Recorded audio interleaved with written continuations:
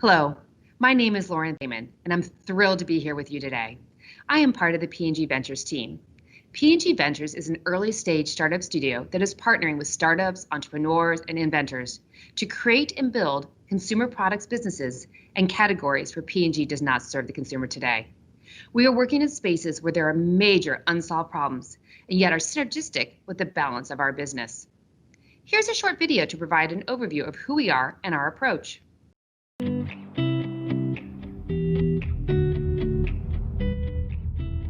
PGV is an internal startup studio within Procter & Gamble, and our purpose is to be able to partner with entrepreneurs who have great ideas within the key categories or spaces that we're looking to work in.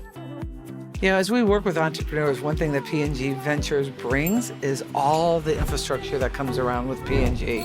Everything from supply chains to R&D, regulatory, branding, communication, endorsements, things like that, because we have been around 180 years across many, many categories, we have a lot of relationships and a lot of skill base. And making that accessible to entrepreneurs is really where we think the magic happens.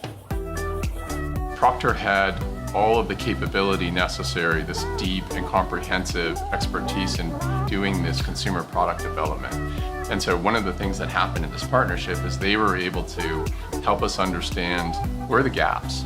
We as a team started to recognize the gaps, and then they leaned in with intense level of expertise to start to fill those gaps. PGV brought in so many great resources for us. And they just supported us through the whole thing. They had specialists that knew exactly what to do. It was really incredible. And it just took everything to a whole new level, somewhere we didn't think we'd ever get. There's a lot of stuff that we've learned how to do well because we're great at it or just because we failed at it. And there's a ton of things that entrepreneurs just shouldn't have to learn if they've got the right partner. When it comes to filing patents, when it comes to regulatory navigation, when it comes to how do you sell into a Home Depot or a Target. That's stuff that we do every day. Well, without partnership, I don't think we could achieve changing the market. It's just not marketing and getting into retail, and it's just not technology that really works and solves a consumer problem. It's the marriage of the two. One thing I love about this job is watching dreams come true for entrepreneurs. They have passion and energy, and they are determined to solve a problem for a consumer. And a lot of the issue sometimes is the how. And being able to see the products on shelf and see it in Target and Walmart or online, seeing those dreams come alive for those entrepreneurs and for P&G Ventures together as a partner, that makes for a good day. So to learn more about P&G Ventures, please go to pgventurestudio.com and follow us on LinkedIn and Twitter. So as many of you know, this is our third CES Innovation Challenge, but CES looks a bit different this year. So despite the challenges imposed by the COVID-19 pandemic, we remain committed to supporting entrepreneurs and providing them with a platform to share their innovations. Hence, welcome to the P&G Ventures Innovation Challenge at CES 2021 virtually. We've partnered with Kite SRM and received hundreds of applications that were screened by a panel of 7 judges to choose the 4 finalists you're going to see here today. We evaluated based on the fit with our categories of interest, the consumer pain and solution, the size of prize and business model, the technology, is it grounded in science, is it proprietary? The consumers, do they like the solution, is there laboratory or clinical data? And the business plan and founding team. And with that, we have chosen 4 amazing finalists you'll hear today. Each of these finalists will have 5 minutes to pitch their business and solution to a team of judges. After their pitch, there'll be a 5-minute time period for the judges to ask some questions. After the 4 pitches, the judges will go off and determine a winner. The winner will receive $10,000 from P&G Ventures, the opportunity to pitch to M13 investment team coupled with a mentoring session, a complimentary invitation to the EY Strategic Growth Forum, and a chance to partner with P&G Ventures and have access to the expertise and capabilities developed at P&G over the company's 180-year history. While the judges are deliberating, we have a special treat. A fireside chat with Madison Reed, founder and CEO, Amy Eric, on the topic of building lasting brands through direct-to-consumer, moderated by P&G Ventures' own Leigh Radford. So let me start by introducing the judges. First, we have Leigh Radford, Senior Vice President and founder of P&G Ventures. Leigh has over 20 years experience within P&G. She's an experienced business leader who has led the strategic and creative development of brands across multiple categories. Leigh has a talent for taking small ideas with promise and turning them into proven brand success. We have Julie Setzer, Senior Vice President of R&D at P&G Ventures. In this role, Julie has responsibility for identifying the best internal and external innovation practices and scaling them across P&G to accelerate growth through innovation that truly delights consumers. She leads P&G's multifunctional effort to adopt agile and lean innovation. Next, we have Kristina Rogers. She's the Global Consumer Industries Leader at EY. Within this role, Kristina is responsible for defining and implementing the EY strategy for consumer products companies and retailers. She ensures that EY's global clients are well served across geographies, leading over 30,000 EY professionals worldwide. Last, we have Courtney Reum. Along with his brother Carter, is the founder of M13, a disruptive brand and venture capital firm that has invested in over 100 startups such as Lyft, Pinterest, ClassPass, and Slack. He's been recognized as Goldman Sachs' 100 most intriguing entrepreneurs 4 years in a row, and his entrepreneurial venture, Vive, earned him a place on Inc.'s 250 fastest growing companies. So let's get started. The order of our presenters was randomly determined, and our first presenter is Spotless Materials, Inc., represented by co-founder and CEO, Dr. Birgitt Boschitsch. It is a collection of non-stick coatings designed to use less water and less aggressive cleansers to keep surfaces clean. Next, we have SAVR, represented by Chief Technology Officer Bill Birgen, which offers a patented food packaging technology that keeps food fresh and reduces food waste by removing moisture from the air. Next is Fluo LLC, represented by Chief Strategy Officer Anne-Marie Kovacs. She's transforming how people treat their seasonal allergies using a patented handheld device that uses light therapy to provide drug-free relief. And last is Glimpse Diagnostics, represented by CEO Dr. Courtney Hill. She's providing families with an accurate at-home infection diagnosis with artificial intelligence and treatment from the comforts of the home. As I said, our first up is Spotless Materials, Inc., represented by co-founder and CEO Dr. Birgitt Boschitsch. Birgitt? Hi everyone, I'm Birgitt, co-founder and CEO of Spotless Materials. Anyone who's ever cleaned a bathroom knows surfaces get dirty. From solid waste to soap scum, keeping residues at bay is a never-ending cycle between bacteria and your cleaning products. But this is when we realize an unfortunate dilemma. A clean bathroom means waste. Wasted time, wasted water, and wasted bottles of aggressive cleaning chemicals. At Spotless Materials, we make easy-to-apply coatings that keep surfaces clean. Our home collection coating products are specifically designed to keep surfaces clean with little to no water. Specifically, compared to untreated glass or ceramic, our coatings accumulate 99% less bacteria, 96% less mineral buildup, and 90% less solid waste adhesion. Any residues that do manage to attach to our coating can be washed away with 90% less water. Moreover, with a simple plumbing hack, we can cut any tank toilet's water footprint in half without the sticky consequences. So let's take a look at our coating in action. In this video, we drop synthetic human waste onto a dry toilet. And as you can see, our coatings stand out from leading coating technologies in their ability to repel sludge-like materials. Our product effectiveness is rooted in a deep understanding of material science. Once sprayed onto a glass or ceramic surface, our coatings form brush-like nanohairs. These basically act like a tiny sponge that retains a thin layer of liquid lubricant. The result is a super slippery surface that almost nothing can attach to. We publish this work in Nature Sustainability, and we have several pending US and international patents. But we're not only selling this technology, we made this technology. Our team of scientists made it for toilets in regions where both proper sanitation and water are scarce. And we made it based on a deep understanding of existing technologies as well as their shortcomings. Water repellent and super water repellent coating technologies are excellent options for repelling liquid. but they fall short when it comes to repelling sludge or bacteria. Our materials can repel liquid, sludge, bacteria, mineral deposits, and more, and they're durable and easy to apply. Our home collection coating products offer professional-grade performance in consumer-friendly packaging. You simply clean and dry the surface, spray, wait for 5 minutes or less, and then rinse away any excess. Just reapply every few months depending on usage. Our home collection currently offers toilet coatings, sink and fixture coatings, glass and mirror coatings, and a maintenance spray, all designed to keep the bathroom clean with less effort. We sell these in various forms, from 1-packs to variety 4-packs, and we've learned that customers most enjoy bundles, especially the 2-pack of our toilet coating and maintenance spray.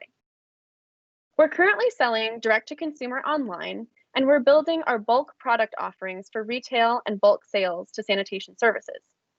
We intend to expand into these new channels over the next 6 to 8 months, and we'd love to connect with P&G as we expand into retail or to conduct co-marketing pilots. Our bulk product offerings may also be of interest to the P&G Pro services. We've taken our technology from bench to market in less than a year, launching our first products November 2019. Following our launch, we've sold to all 50 states, over 28 different countries, and to major brands and corporations. Since we started, our technology and our team have been featured in leading media outlets. We've received over 1.6 million in awards and investments, and more in contracts and sales. Our customers love our products. In one of our favorite reviews, one customer, Anne, outlined many different toilet cleaning products that she had tried to no avail until she found Spotless Materials. She now has her information taped inside her linen closet because she never wants to go without our toilet coatings. We want to reach everyone like Anne, people who value a clean home and value their time even more. If the 4 billion people in the world with modern toilets bought our toilet coatings 3 times per year, we could make 45 billion annually. In North America, that's 5.6 billion per year. But even if we just get 2% of the US population to buy our toilet coating just once a year, we can make 100 million annually. And that's our near-term goal. But most importantly, at Spotless Materials, we envision a world where tech is used for good. We invented this technology when we learned that 4 billion people still don't have access to clean toilets, and many need to manage waste in water scarcity. We're continuing our mission by empowering consumers to make time-saving and eco-friendly choices without sacrificing their comfort or their wallets. And we're doing this by making coatings that keep themselves clean. Thank you. Judges, do you have any questions? Yeah. Hi, Birgitt. It's Leigh. Fantastic. Congratulations. I had a couple questions on your lineup. You definitely are focusing on the toilet and maintenance as your core hero. Can you talk a little bit about the maintenance part versus the core? And also just talk very briefly on the other SKUs on effectiveness and what consumers would see, such as on mirror and glass. For sure. So for the first question about the maintenance spray, our toilet coating applies those nano hairs and the lubricant at once. That's a one-stop product. However, the nano hairs are much more robust than the lubricants. That maintenance spray is a quick and easy way to just top off that lubricant from time to time. About the other products, we also have a sink and fixture coating and a glass and mirror coating. Those are very popular in our home collection. The sink and fixture coating is designed to keep the sinks clean, from soap scum, toothpaste, etc. The glass and mirror coating is often used just for the mirror in the bathroom. Some customers have also said they've liked it for their glass shower doors. Thank you. Yeah, my question was really just going to build on Leigh's around whether you see some application beyond those that you specifically described. So one that I was curious about was the shower, and whether you have any evidence that it works, because I know that is a big consumer pain point, but also even applications in the kitchen, whether you guys have thought about that. So just how are you thinking about where else we might take this technology in a broader home cleaning context? Absolutely. Yeah, thanks for that question. Most of our focus has been so far on the bathroom toilet because that's what people despise the most when it comes to cleaning, and definitely all aspects of the bathroom, especially. I think there are some studies that have shown that customers don't like cleaning the bathroom, and that's their biggest source of pain. But we definitely, our coatings can be used on any glass or ceramic surface, so we could extend that into other aspects of the bathroom. We also have an automotive line as well. So there are other ways to extend into other parts of the home. Just switching gears a little bit, you said you're mainly selling D2C. I'll leave the industrial to the P&G folks, but on the D2C side, would love to know how people are finding it, and because it's not immediately apparent to me, like what keywords people are searching for, and just a little sense of your metrics would be great. For sure. So to get customers, we are advertising on Facebook, and we actually just recently started on TikTok, kind of new there. And that's how we're getting our customers. There's a lot of interest in the general like home organization and home hygiene. That's the type of audience that really seems to click with our product. Yeah, happy to answer anything else about that. So like, what are you finding? Like someone's coming looking for X and they're finding is there any keywords or any use cases that you're finding it make it really easy? Because I'm trying to kind of separate how people are finding you organically or your Facebook from maybe Google AdWords or different mediums. Yeah, so a lot of it does really come from Facebook for now. People that are looking for us really are looking, at least the ones that have reached out to us specifically, we like to talk with our customers. Some of them have said they were just looking for a toilet, a way to keep the toilet clean for longer. Others have searched for maybe more eco-friendly options because, using a toilet bowl cleaner takes 4 ounces every week. So they're looking for something using less cleaning product, using less cleaning bottles. So that's sort of the biggest push is really like clean home. And I'd say that like a secondary set of people is eco-friendly. Great, thanks. Yeah. Hi, if we've got one more for me, a quick one. You mentioned this plumbing hack that gets to half the water. Can you say a little bit more about what that is? For sure, absolutely. So anyone who has a tank toilet, which is most domestic toilets, you can take a bottle, fill it with rocks or sand, and just put it in your tank. If you use about half a gallon, you can offset your water flush volume by about half a gallon. So we've done some testing ourselves, and we can actually cut, a typical toilet uses about 1.6 gallons per flush. We can cut that in half with that hack, but then you don't have the sticky consequences when you use our coating. Wow, great. Thank you. That was very excellent. Thank you very much. Thank you. Thank you. So next, we have SAVR, represented by Chief Technology Officer Bill Birgen. The average U.S. home throws out 240 pounds of food annually, costing you and your family $2,000 or more every year. Whether your food comes from a restaurant, a market, or your own kitchen, condensation quickly devastates food. SAVR keeps your food fresh and crunchy by harnessing the power of thermodynamics and putting that power into a simple peel and stick paper patch. By controlling condensation, SAVR extends the shelf life of your food. Here you can see firsthand the improvement SAVR has on romaine lettuce. Hello, I'm Bill Birgen, and I'm a rocket scientist. I invented the SAVR to protect my own lunch, because everybody knows soggy food sucks. For lunch, a salad is my main staple, and I hated that the crispness and freshness deteriorated well before lunchtime. I knew that the problem was condensation forming on my food. After some calculations, prototypes, and testing, I built the perfect device to control moisture in both hot and cold food applications. In this video, you see our patented technology in action. It is a universal solution that works with any container. Some of the underlying signs of the SAVR effectiveness lie in it being below the dew point temperature. It is for this reason that it aggressively extracts moisture from the air. Within seconds, the air becomes significantly drier. SAVR is perfect for when you're going to a friend's house with food to share or preparing meals for the week. Our team has strong experience in innovation and bringing new products to market, along with a deep knowledge of thermodynamics and food science. The global food container market is $280 billion a year. We see SAVR becoming a new $20 billion subcategory. At this time, SAVR is not selling into the consumer retail space. Our estimated retail price is $1.99 for a 10-pack, making them a great value.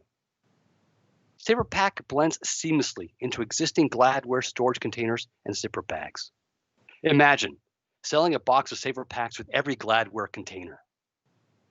Bundling SAVR Pack with Gladware containers is a natural fit and a great way to introduce SAVR Pack to consumers. Initially, a single size would be used to launch into retail.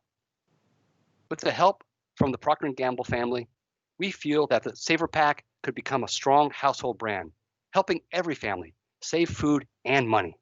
Currently, we're selling into the restaurant and food delivery space. We ended last quarter delivering 1 million units a month. We are currently selling and testing with brands like Cisco, Gordon, and Hooters, as well as many others. We will begin scaling to 15 million units a month in the first quarter of 2021. We've been collecting accolades from day one. This past spring at the World Food Innovation Awards in London, we took first place in 4 categories. The SAVR Pack product is certified food safe by the FDA. Our competition falls into 3 general categories. Chemical packets like ethylene gas absorbers only work with some types of produce. SAVR Pack works with all foods. And vented food containers simply do not work at all. Vacuum pumps and canisters work, but they are very expensive and require specialty tools. Whereas SAVR Pack is simple to use and works with all containers. In Q2 2021, we will begin delivering our drop-in solution for the agriculture industry, extending the shelf life of spinach, arugula, and mixed greens an additional 8 days. In Q2 2021, we will be certified compostable. With Procter & Gamble support, SAVR Pack can reach the B2C market in the near term. In these trying times, when every dollar counts, let's help families keep their food in the fridge and on the table. Let's end soggy food together. Thank you. Thank you, Bill. Do the judges have any questions? Hi, Bill. This is Kristina Rogers. I'd love to ask a question. First of all, thank you for the presentation and ideas. Really quite interesting and solve certainly a challenge to our food system. I have a question just about your foray into the salads and the bagged things with agriculture. As consumers, we've been quite trained to follow expiration dates, best before dates, and many people, our grandparents used to look and smell things and decide it was okay beyond those dates. I think we've been trained more to follow that. How have you thought about, working maybe with industry or, getting around that? Because it might be fine that my food's extended another 8 days, but the package told me to throw it out, 7 days ago. Right. So we'll be selling B2B, and we're talking to major agricultural growers, and they would update their packaging. It's really not something that the consumer, again, on the consumer level is welcome to introduce it into their packaging and extending the shelf life. But our introduction into agriculture is going to be B2B, and they will control the expiration date. Gotcha. Okay. I thought I was going to have to put that patch in my clamshell or in my bag of salad, but you're saying you're actually going to work with the producers to get the technology into the product. That's before correct. I get okay. But it is available to the consumer, and then of course they'd have to do a sniff test or something like what you proposed. Yep. Okay. Got it. Thanks. Could I just ask a question about your pricing and margins? Curious I think you said $1.99 for a 10-pack, what your margins are, because feels to me like you might actually be a little low. As someone that is my family, girlfriend, and friends call me the king of leftovers. This is a product I would use in a heartbeat. But I almost wonder, as you know, it's hard to raise your price, easier to bring it down. I'm curious what your margins are if the average one, if I'm doing my math right, is only 20 cents per single use. Sure. So we like to say we can make leftovers bestovers, but to your point on pricing, with scale we expect to get our cost down to 10 cents per unit and maybe below that.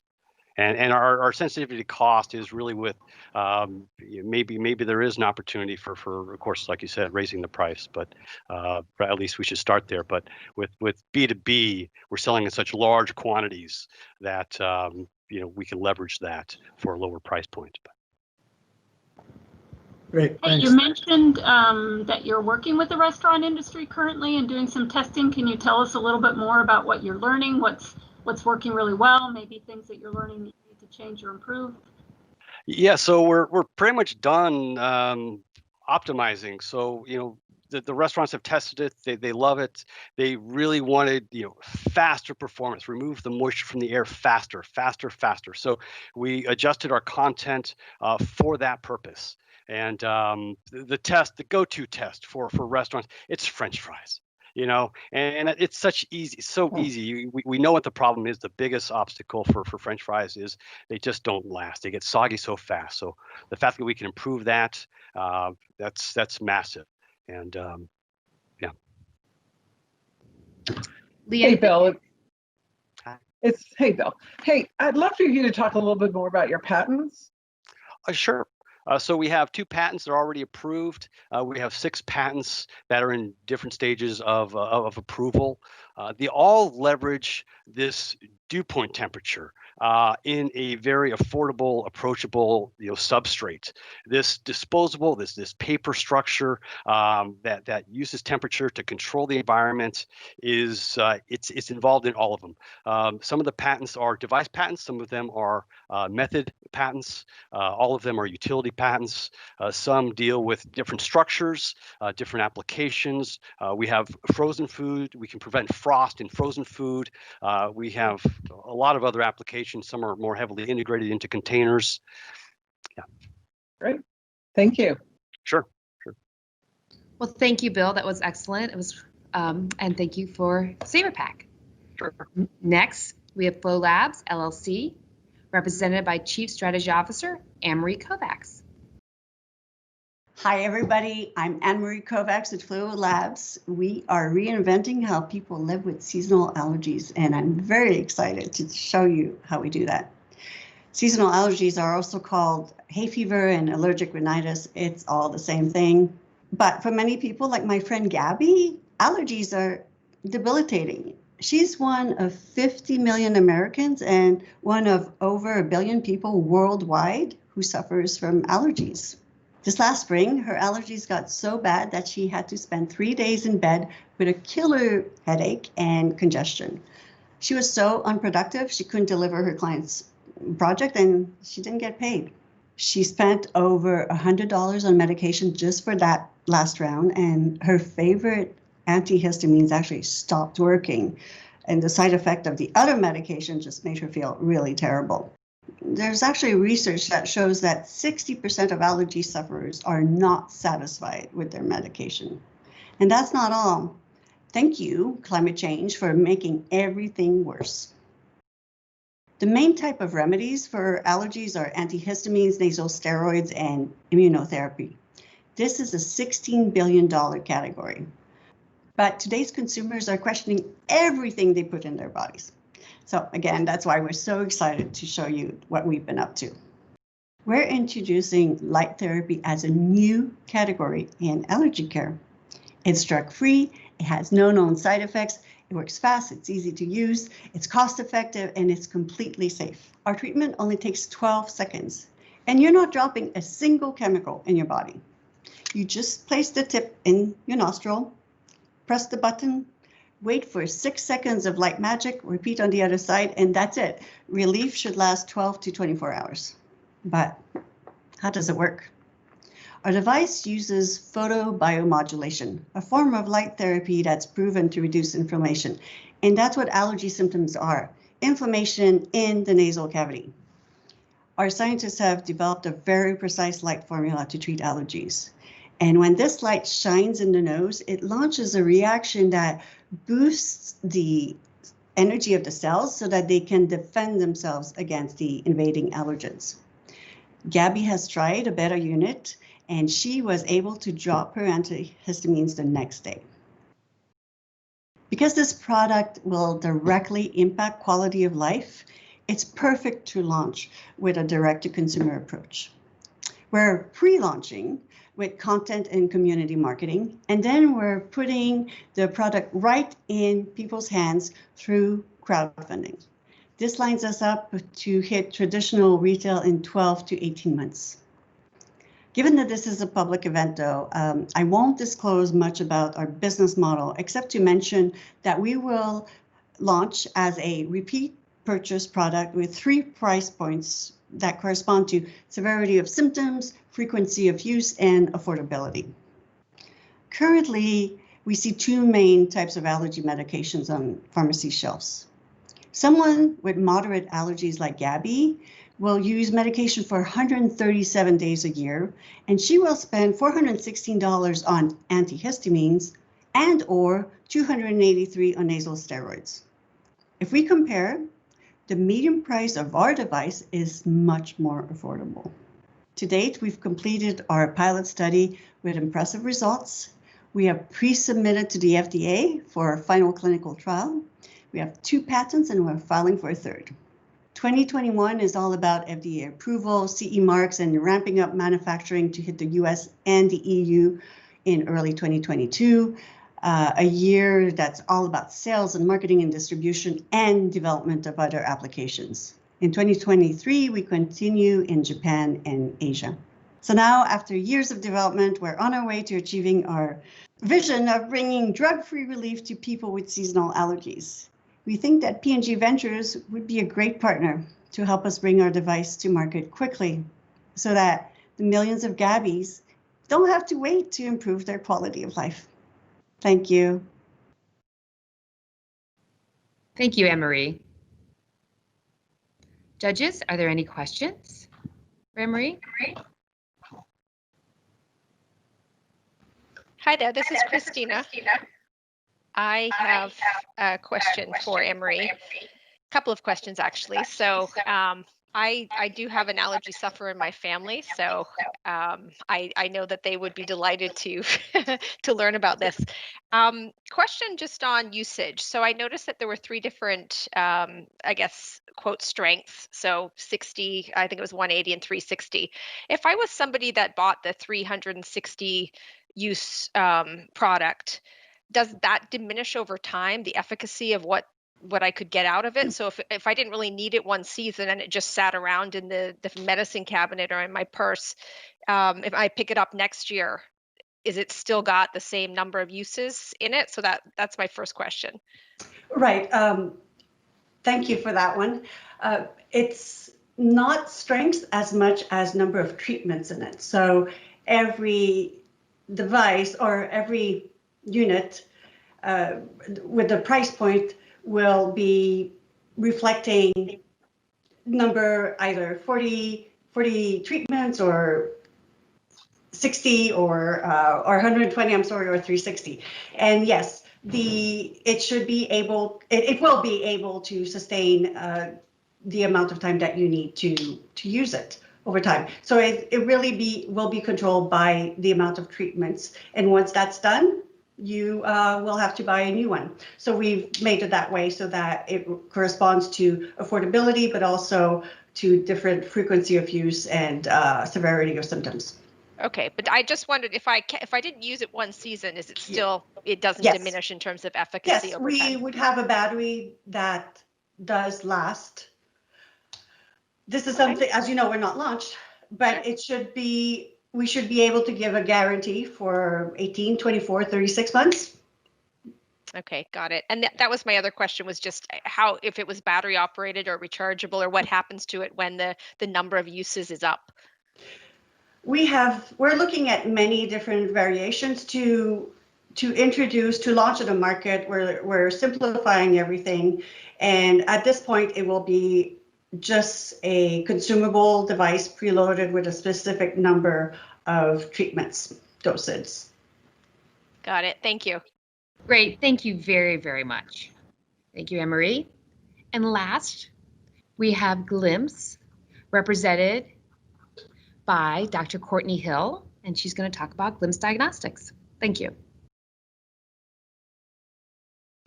The most common reason kids go to the doctor is for ear infections. The trouble is that it's hard to decipher an ear exam, and pediatricians are correct about half the time with their ear diagnosis. I'm Courtney Hill, and I'm a pediatric ENT surgeon. I take care of little ears every day, and I know how tough the ear exam can be. I also know what these little ones and their parents go through. Let me show you the typical patient scenario. Meet Sarah and her toddler, Ollie. Last winter, Ollie went to the doctor for ear infections. After all, Sarah's a working mom, and Ollie got his first infection after he started daycare. Once he started to get a runny nose again this fall, she bought an eardrum flashlight or an otoscope for her phone that she'd heard about on Facebook. She downloaded the app from the QR code in the box and set up the account with all of Ollie's information. But you know, just a few weeks later, she woke up one night to Ollie crying and tugging at his ears. Before she would have sat up with him, comforted him, and let him sleep upright against her, she would be up all night trying to keep him comfortable while he refused to lie flat in his crib. She'd worry about how to juggle getting him into the doctor's office the next morning and how to afford taking a day off. Then she breathed a sigh of relief because she had another option. She grabbed her phone next to her bed, got the otoscope kit that lives next to the thermometer in the cabinet, and went to Ollie's room. She attached the otoscope to her iPhone, and the app automatically opened. She took a clean, disposable tip out of its packaging and attached it to the end of the otoscope. She gently put it in his right ear while she hugged him close to her. She didn't need to look at the screen or try to see the eardrum herself. The tip did all the work for her. She waited a few seconds for the photo to be taken and heard the happy signal that it was done. She took the tip out of the ear and did the same for the other ear. It was easy, safe, and effective. She picked up her phone and it showed her the photos of each eardrum and the diagnosis that the artificial intelligence algorithm determined for each. Just like she thought, he had an ear infection. On the screen, she tapped the button to connect with a telehealth provider to get an antibiotic. Since she uses a 24-hour pharmacy, the prescription was sent in and she picked it up right then. She gave Ollie Tylenol and the antibiotic, and they both went back to sleep. In the morning, he was already starting to feel better. She dropped him off at daycare on her way to work. Direct-to-mom business model. Moms like Sarah have the most to gain from this product. They are more likely to care for their ill child, more likely to make healthcare decisions for their family, and more likely to use telemedicine than their male counterparts. Model includes a pay-per-use, much like each doctor's visit, at $30 and the consumer hardware at $45. With 30 million visits to the doctor each year for ear infections, we estimate that the product would be used at least that often, giving $900 million in annual recurring revenue. The otoscope would be purchased once, and with more than 80% of children having an ear infection by age 3, we estimate $432 million in annual recurring revenue. With a COGS of less than $1 at scale, the injection molded tips can be priced at $1.50 each and likely sold in a pack of 6. We estimate an ARR of $45 million on the consumable tips. This leads to a total addressable market of more than $1 billion. Competition is not creating scalable businesses. Glimpse is focused on scalable software and on reasonably priced consumer hardware. The competition that is hardware focused is building complex otoscopes and pricing them for double or even triple our proposed price of $45. We offer a simple, scalable solution based on the patent-pending otoscope tip that enables parents to take the photo that our algorithm needs. We're applying to the FDA for our AI algorithm to be diagnostic on its own, not simply aiding a doctor. By choosing this and going through the de novo process, we effectively create the criteria that any company would need to meet in the future in order to also be diagnostic and thus be our competition. This regulatory strategy combined with our provisional patent builds a moat for our company. We're excited about our completed milestones and where we're headed. Our consumer research confirmed our initial target market of working moms of young children. In fact, they would be willing to pay an average of $61 per use of this product. The way that the algorithm will be built has shown technical feasibility with an accuracy of about 83%, and we think it can go higher. Remember that pediatricians are about 50% accurate. We're also approved to begin gathering the clinical data that is needed to build the algorithm, and we'll start this month. We have an ambitious goal to launch in winter 2021 ahead of the ear infection season. Achieving this will require coordinated efforts on the AI, regulatory, and CPG fronts. Importantly, we will learn from our moms in the first few months of direct sales, everything from our messaging and visuals to pricing and how often they might buy the disposable tips. We envision a future where moms like Sarah can get immediate, high-quality care for their child at any time from home. We can partner to make this a reality.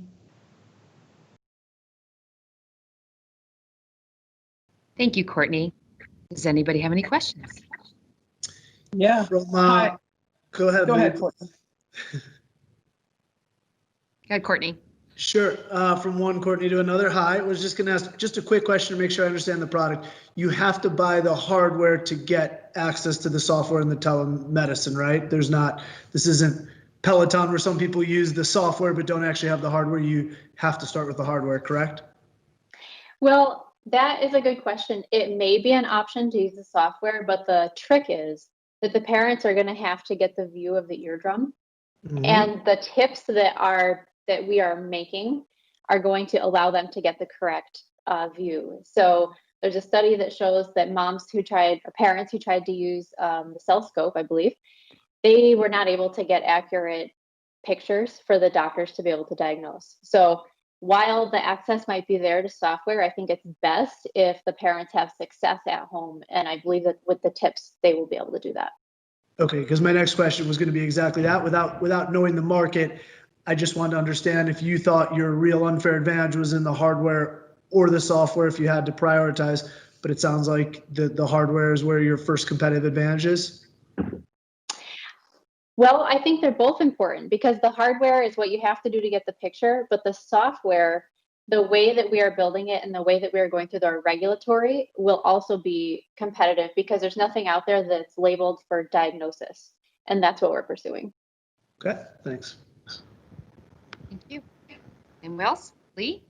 Yeah, I just had hi, Courtney. I just had a follow up on your accuracy. I was really surprised that you're more accurate than even the doctor. Can you explain why and how? And Sure. Ear exams aren't easy. So the data points to physicians being accurate. Pediatricians on average 50% for the ear diagnoses. For ENT surgeons, it's about 73%. So even those of us in my field who have trained for years and years still don't get it right. And it's because it's really just tough. So what we're learning is actually that AI is a fantastic thing that can actually outperform radiologists, can outperform dermatologists. And what I bet we will be able to show easily is that we'll be able to outperform even ENT surgeons, which is a little hard to take, but that's the reality. I have one follow up to that. Is there any risk on misdiagnosis and potential broader, concerns for the patient because of that? So what we don't want to do is miss an infection. And I think that with the software platform, it will be really important, and FDA will also help guide us to this, that if there are new symptoms or things are continuing, obviously, please see in person your provider so that there will be controls for that. And that will be an important aspect as we navigate through FDA. Hey, Hey. Oh, sorry, it's Julie. My question is really about the FDA pathway that you're on and how you're sort of navigating that, both in terms of the strategy as well as, is it, do you have an internal expert in this area? Are you partnering externally? How are you ensuring you have the expertise and the guidance you need? Because this does sound like really at the core of your strategy is this FDA approval pathway. Definitely. So I have an amazing regulatory advisor. She spent her career at the FDA and created the pathway that we're going through, which is the de novo pathway. And she happens to be a trained pediatric infectious disease doctor. So she kind of hits all the boxes. But because of her expertise, we have worked very closely with her and now are on our third round of meetings with the FDA, including one this week in our pre-submission. And it will determine the data that we need to exactly give them for our full submission through the de novo pathway. Very helpful. Hi, Courtney. If we've got time for one more question, I've got something. Yes, sure. I just have a question just about, I'm well past this stage with my kids, but in terms of awareness and adoption for the parents or the mom, this is quite something that for me is preventative. So I'm preventing a missed night's sleep later, crying, days off work or a visit. But how do I know I need it in the first place? So, when you have a baby, you think, diapers, wipes, a thermometer.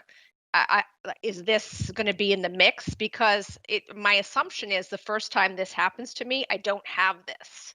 And then, how often do I expect this is really going to happen after the first time? So what's the impetus to go out and get this after the first time? How do I get hold of this and why do I have it? Oh, sure. So I can speak to a couple different ways. One is that I have many parents in my practice who come in and say, oh, I looked at the ears. I think something's going on. So they have home otoscopes because they're sold on Amazon and there's easy access. But I think that you raise a good question about when do you buy this as a parent? And certainly if you have one ear infection, usually that's enough for parents to want to be able to know what's going on. And children who are in daycare tend to get repeated infections. I see that in my own population because they have to have repeated infections to see me, but it's so common. Thank you. Oh, perfect. We're out of time, but thank you very much. We appreciate the answer. I think was perfect timing. So I'd like to thank all 4 finalists. They were great presentations, great pitches, really enjoyed them personally. But now I'm going to invite our judges to go off and deliberate. I'm sure it's going to be an incredibly tough decision. But please don't go away because as I mentioned earlier, our own Leigh Radford is sitting down with founder and CEO of Madison Reed, Amy Errett, to talk about building lasting brands through direct-to-consumer. So thank you. See you soon. Hello, everyone. I'm Leigh Radford, Senior Vice President and General Manager of P&G Ventures. I'm now very pleased to introduce my friend and mentor, Amy Errett, CEO and founder of Madison Reed, an omni-channel beauty brand that is challenging industry in the hair color space. Amy's multifaceted career has ranged from founding and operating companies to investing in startups to volunteering in nonprofit leadership roles. In addition to her role with Madison Reed, Amy is also a partner at True Ventures, focusing on investments in consumer and e-commerce startups.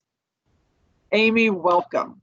Delighted to have you join us today, and I'm looking forward to a great conversation where we can dive into the Madison Reed story, your career, and most important, your advice to entrepreneurs. Thank you so much, Leigh. I'm really thrilled to be here. Let's start with a topic that you and I talk about all the time, which is brand building, and specifically building a successful direct-to-consumer brand. Yes, building a direct-to-consumer brand is not for the faint of heart, as I call it. It is a very challenging yet rewarding thing to do. People always talk about what is a great brand, and I use this description all the time. A good brand is something that you like, you recognize. A great brand is something that makes you feel something. You know it when you see it. You know, it's the wow factor of understanding, and we could go on a list of all the brands that fit into that category. But you know it when you see it, and it is the emotional why that comes through in a great brand. Madison Reed is really tackling this funny category that nobody apparently cared that much about, but except every woman in the world, and it's called hair color. You know, in the US alone, 95 million women color their hair on average every 6 weeks.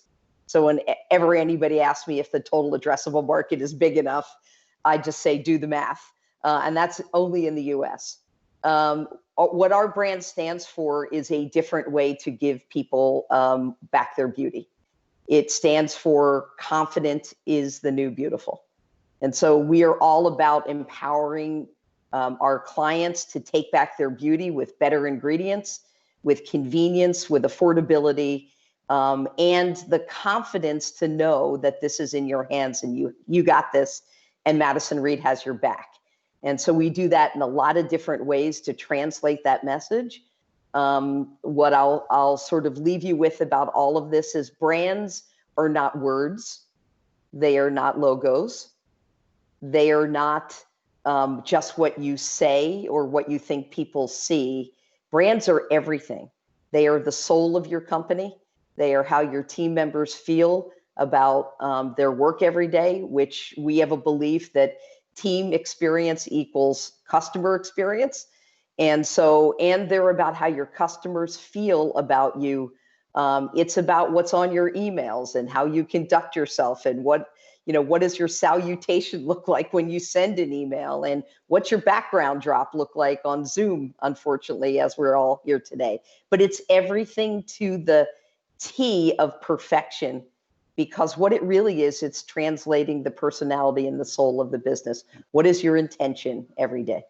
When you started Madison Reed, you made a decision to start it as a direct-to-consumer business. Tell me a little bit about why, and how has that been an advantage to you? Yeah, it's a great question, Leigh, because many people start the opposite way, which is being on someone's shelf, and there's nothing wrong with that, and I'll get to that. Hopefully we'll get to that a little bit later today about omnichannel.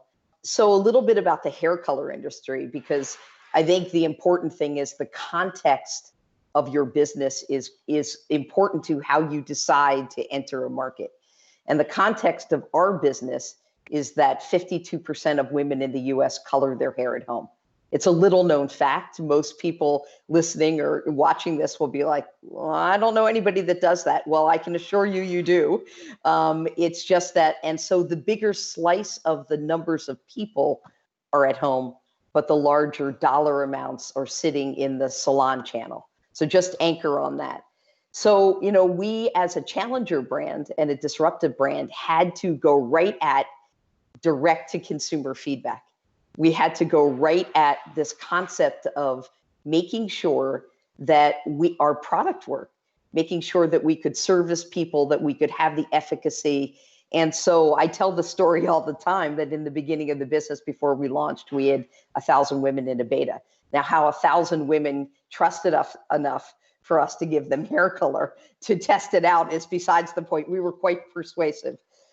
We promised that we'd send them to salon if we screwed anything up.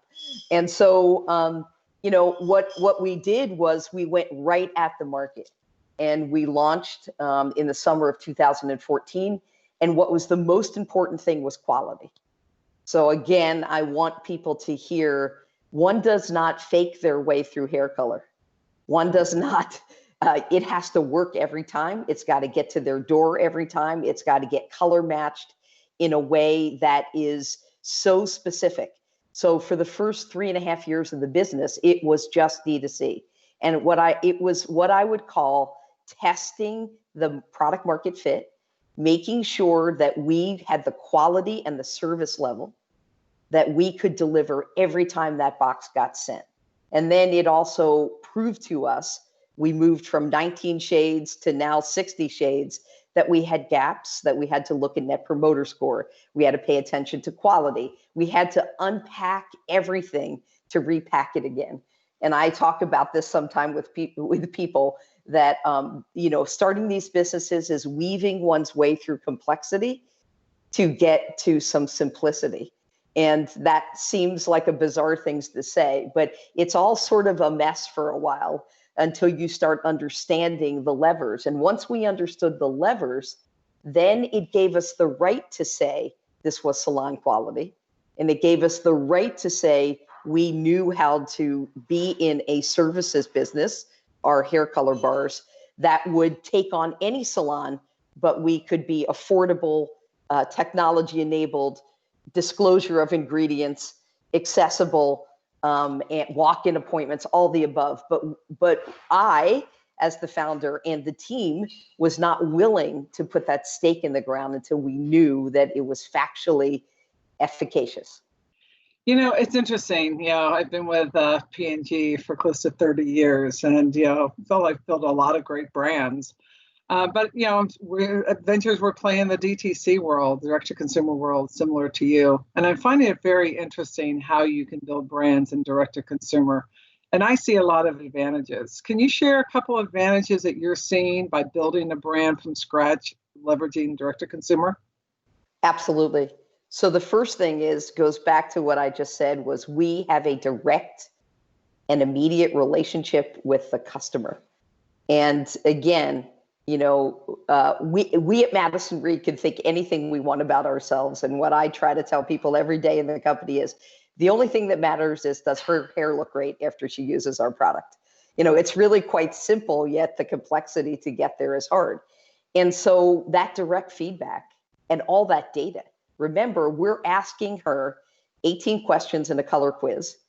We have 15 million hair profiles that we're sitting with. And that color quiz has gotten very smart about the algorithm of color matching. And so, the direct data you have, the cross-sell, the personalization, the mining the data, which many people don't do. They are sitting on piles of data, and it's telling you everything about how the consumer feels, what they want. We have a full-time Slack channel. Like right now, my Slack's going off for all the people that are producing this event. Yes, the notifications are turned off. But the point is that minute by minute, second by second, we have NPS scores coming in. And I can tell, honestly, like it's just now like in my bloodstream and others, I can tell if there's a shipping problem in 2 minutes. I can tell whether the instructions didn't go into the box. And yes, we make mistakes like anyone else, but that direct relationship, the feedback loop, quality, data, those are all advantages. And then not to mention your margin. I mean, it's a completely different business when you get it right by not having to share that margin with somebody else. So that is, that's kind of the highlights. And then I think the other part is the quick testing and iterating, because of that feedback loop is sort of impossible for larger brands to do. Right? You hire market research people, no offense, it takes a lot of time. They build studies that's $1 million, right? And there's nothing wrong with it. And they're probably in some ways much more extensive than our quick hits. But our quick hits give us the ability to understand something quickly and be agile. The last thing I'd say, and there's a liability and an asset to everything that happens in life. And I'll share this one, which is that, the marketing of these things is challenging and it's hard. We've cracked a lot of that code, but the other piece that you see in doing your marketing, Leigh, in your D2C brands is that quick feedback loop. Yeah. The loop of, is it working? Is my messaging working?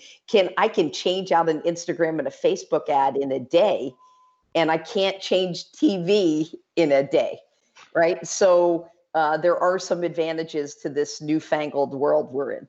Amy, deep pleasure. Thank you for joining us today and sharing your thoughts and wisdom. For everyone else, we'll be returning to the Innovation Challenge to reveal our winner. Thank you for watching, and have a great day. Well, I hope you enjoyed the Fireside chat with Leigh and Amy. I surely thought it was super interesting. So our judges are back, very exciting, because even with CES going all digital in 2021, we are still delighted we can host our annual CES Innovation Challenge, discover and celebrate groundbreaking new products, and shine a spotlight on these amazing entrepreneurs behind them. So I'm sure it was a really tough decision, but I'm going to turn it over to Leigh Radford to make the big announcement. Great. Thank you, Lauren. And thank you, entrepreneurs, and thank you, judges. This is truly some of the best part of my job, seeing entrepreneurs like each of you and seeing what you've done to solve big problems for consumers around the world. So first of all, congratulations for making it here and for being part of this process. As with any contest, however, there's always just one winner. I think you guys are all winners, and I'm sure we'll have conversations with each of you separately. But the winner would like to congratulate SAVR Pack Bill Birgen as a winner of the 2021 PG Ventures Innovation Challenge. Big round of applause. And of course, hey Bill, we have a huge check. I don't know if you can see it here. I'll need the bigger wallets. Yeah. There's the good $10,000 mark.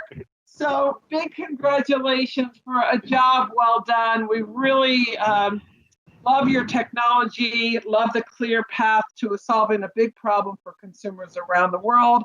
Love the vision for both, business to, from a business standpoint, from direct to, professional business as well as consumer. And congratulations. Would you like to say anything?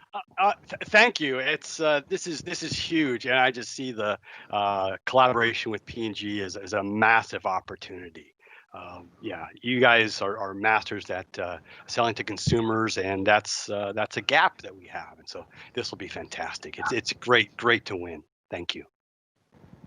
Congratulations again, and also to Courtney, Birgitt, and also Anne-Marie. Amazing businesses. I look forward to continuing to stay in touch, and thank you all for being part of this process and helping to bring great technologies to consumers. So I'll pass it on to Lauren. So thank you very much. Congratulations, Bill, but congratulations to all our finalists for such an amazing job. Thank you for joining us today. So for those of us who are joining during CES, we're hoping you're enjoying the event so far. I would encourage you to check out the virtual P&G Life exhibit, which provides consumers a behind-the-scene look at how P&G's portfolio of innovation is impacting consumers' homes as well as our planet. Thank you, everyone, for joining us today. Bye.